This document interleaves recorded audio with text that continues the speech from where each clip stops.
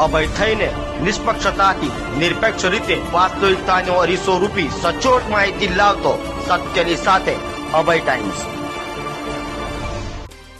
સુરતમાં યોજાયેલા ભીમોત્સવ કાર્યક્રમમાં હાજર રહેલા ધારાસભ્ય જિગ્નેશ મેવાણીએ સરકાર સામે આક્ષેપો કરવાની સાથે નેહા કુમારી દુબે સામે લડી લેવાના મૂડમાં હોવાનું જણાવ્યું હતું।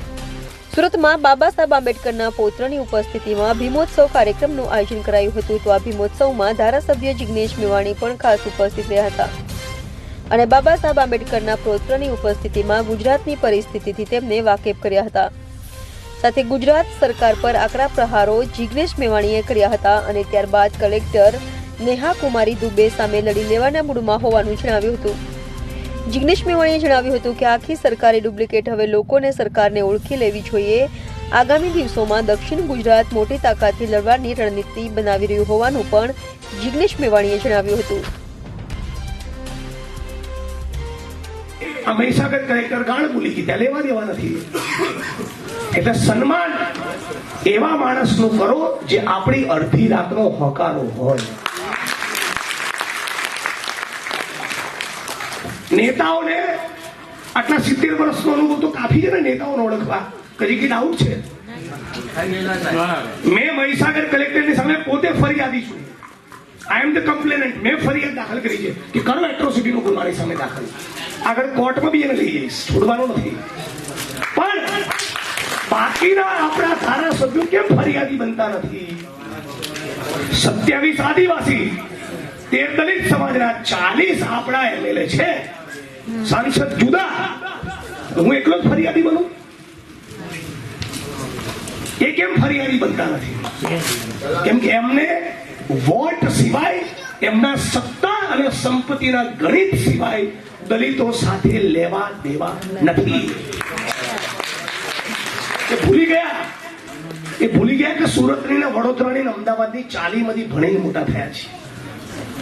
એ ભૂલી ગયા કે થોડાક જ દિવસ પહેલા, થોડાક જ દાયકા પહેલા તમારો મારો બાપ મરી ગયેલો ઢોર ફાડતો હતો કે ઉભરાતી ગટરનો આજે બી ઉતરે છે આપણો ભાઈ। એની સાથે કઈ લેવા દેવા નથી થયું। અને આપણા ઉચ્ચ અધિકારીઓ હાય હાય હાય એવા કમાલના કે 35 વર્ષ આઈએસ આઈપીએસ હોય ત્યારે સમાજ યાદ ના આવે, જેવું 57મું શરૂ થાય તરત સમાજ યાદ આવે। 28 વર્ષ, 32 વર્ષ, 35 વર્ષ કલેક્ટર હોય, એસપી હોય ત્યારે સમાજ યાદ આવે। તમારી વાત નથી, એ તો મુવમેન્ટ વાળા છે। પણ 35 વર્ષ યાદ ના આવે। આપણા કોન્સ્ટેબલ ને, હેડ કોન્સ્ટેબલ ને, એએસઆઈ ને, પીએસઆઈ ને, પીઆઈ ને યાદ આવે। એકાદ બે રડિયા ખડ્યા ડીવાયએસપી ને પણ યાદ આવે કે પોતાના ભ્રષ્ટાચારના પાપમાંથી 50,000 આવા કાર્યક્રમ આપીએ। પાપી તો છે પાછળ, પણ એમાં ભાવ અને ત્યાંના દલિતોને, શ્રમજીવીઓને શું જરૂર છે? સુરતના હીરા બજારના મજૂરોને, સુરતની કન્સ્ટ્રક્શનની સાઇટમાં કામ કરનારા શ્રમજીવીઓને, સુરતની ફેક્ટરીમાં શું પરિસ્થિતિ છે? સુરતના તાલુકાના ગામોમાં ઈંટોના ભઠ્ઠાનો મજૂર એ સવારે 4 વાગે ઉઠીને આગની સાથે કઈ રીતે રમે છે? કપચીના ઢગલામાં સિમેન્ટની થેળીની વચ્ચે પંચમહાલના દાહોદના આદિવાસીનું બાળક કઈ રીતે ઉછરે છે? એ જે દિવસે ખબર પડશે એ દિવસે ભીમોત્સવ।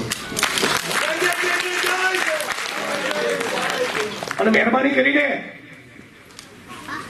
જે દલિતો પર અત્યાચાર વખતે બોટાદ જઈને ઉભો રહે, ભાવનગર જાય, અમરેલી જાય, જુનાગઢ ને ગીર સોમનાથ જાય, સુરેન્દ્રનગર જાય, દ્વારકા પોરબંદર જાય, પાટણ બનાસકાંઠા અને મહેસાણા જઈને જે વાદળી ગમછો ગળામાં નાખીને જે બાબા સાહેબના નામે સંગઠન ચલાવતા મિત્રો લડે છે ને એના સન્માન કરો।